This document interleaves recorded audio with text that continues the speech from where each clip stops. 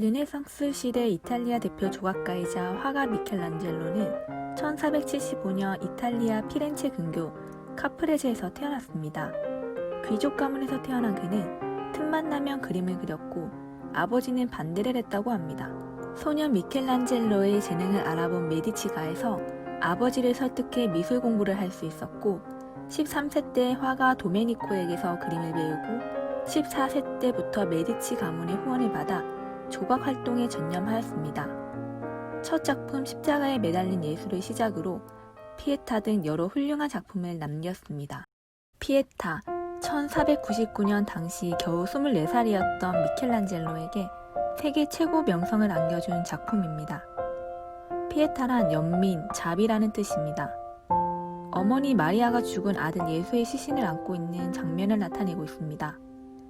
아들의 시신을 무릎 위에 눕힌 마리아는 조용히 시선을 아래로 떨구고 있으며 예수는 고통스러워 보이기보다는 어머니 마리아 품에 안겨 곤히 잠든 아기처럼 보입니다. 이 작품의 특징은 삼각형의 안정적인 구도를 보여주고 있습니다. 이 구도를 위해 마리아의 옷자락을 넓게 펼쳐 표현하였기 때문입니다.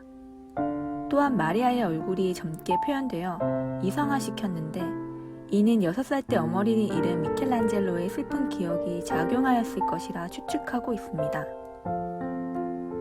표정과 근육, 손까지 생생하게 표현되어 있습니다.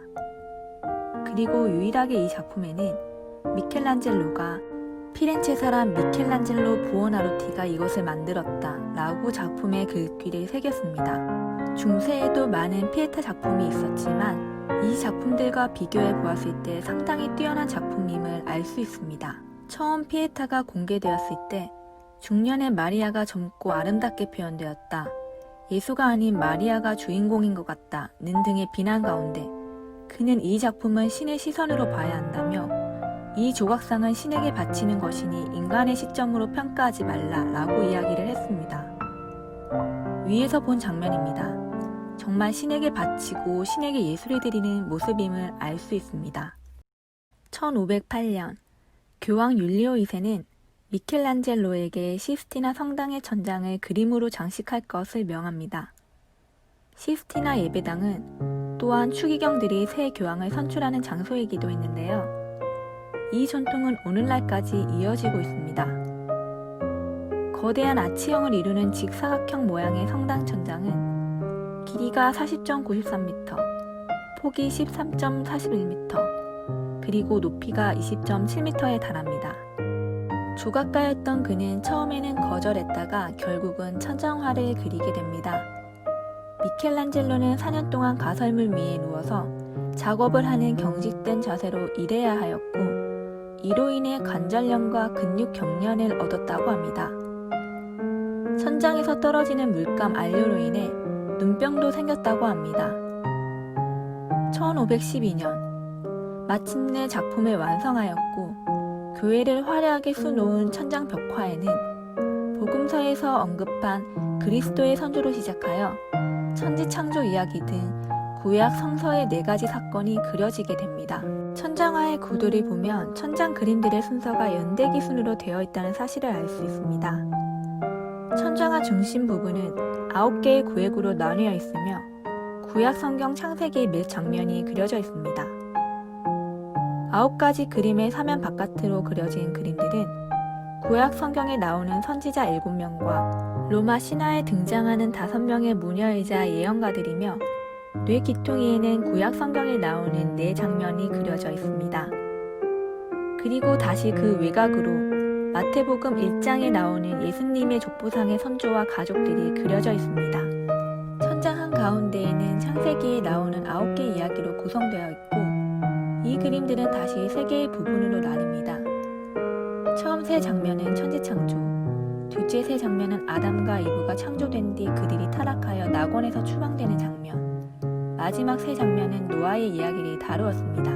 이러한 9장면 중 아담의 창조는 조물주의 접촉으로 아담에게 생명을 부여하려는 찰나의 표현을 나타낸 것으로 유명합니다. 하나님은 오른쪽 팔을, 아담은 왼쪽 팔을 뽑고 있습니다. 신으로부터 생명을 부여받는 모습입니다. 하나님의 모습을 인간의 모습으로 표현하여 인간의 위상, 즉 르네상스의 휴머니즘을 표현하였습니다. 창세기 1장 26절에 언급되는 하나님이 이르시되 우리의 형상을 따라 우리의 모양대로 우리가 사람을 만들었고 라는 부분을 상기시킵니다. 흥미로운 점은 하나님의 손가락과 아담의 손가락이 닿지 않는 것으로 표현되었다는 것입니다. 이는 생명을 부여하는 하나님이 아담에게 생명을 주고 있고 아담은 그것을 받고 있다는 순간의 찰나를 나타내기 위한 것으로 볼 수 있습니다. 미켈란젤로는 4년 동안 천정화 작업을 하면서 발판 위에서 노고 작업을 하다가 밥 먹는 것도 잊어버리며 옷을 입은 채로 잠들기도 하였다고 합니다. 오랜 녹으로 목에는 혹이 하나 생겼고 물감은 얼굴에 흘러 시력이 다 빠지기도 했다고 합니다. 이런 열악한 상황에서도 그는 조각가로서의 본업이 아닌 화가로서 대작을 남깁니다. 그에게 찾아온 위기가 새로운 미술 역사를 만드는 기회였던 것입니다. 불후의 명작을 탄생시킨 미켈란젤로는 동시대 사람들로부터 살아있는 신이라고 불리우며 지금까지도 역사상 최고의 예술가로 손꼽히고 있습니다.